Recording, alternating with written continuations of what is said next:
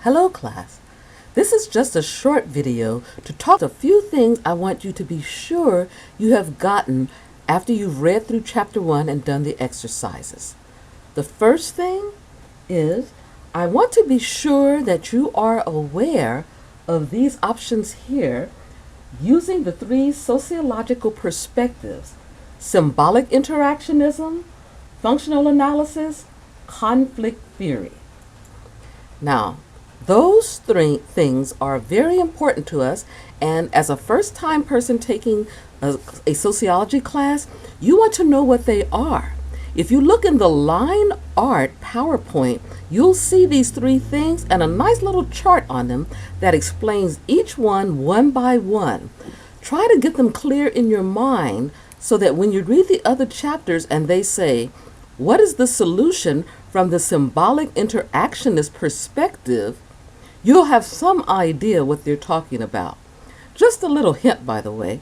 If that term is symbolic interaction, I think you already have an idea that that theory has something to do with the symbols of interaction, about people interacting with each other, and the symbols and things that we might use to help us make decisions about people, their stations in life, what their intentions are. And if you're thinking that, you would be absolutely right.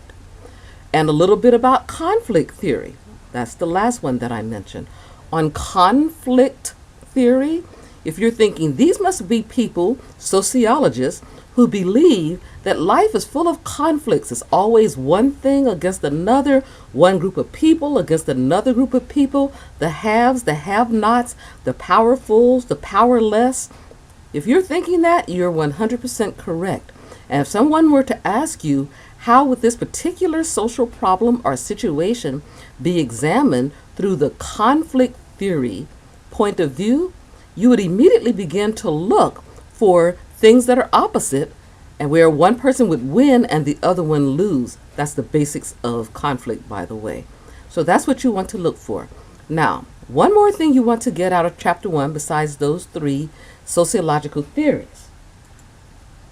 That one more thing is this. In your chapter 1, they give you a list of sociologists, famous ones really. Augustus Comte, Herbert Spencer, Karl Marx, I'm sure you recognize that name, Max Weber, Jane Addams, W.E.B. Du Bois. And those people, here's what you need to know. When you see that list, you need to know one thing about the theory of each person that they're probably famous for. Now, again on the slides, they tell you that. They just break it down into one phrase. Okay, and that way you would pair that phrase with that person. Those names too will continue to come up throughout the chapter and throughout the book, really. And it'll come back, and I'll just give you a little hint. It's going to be on the final as well.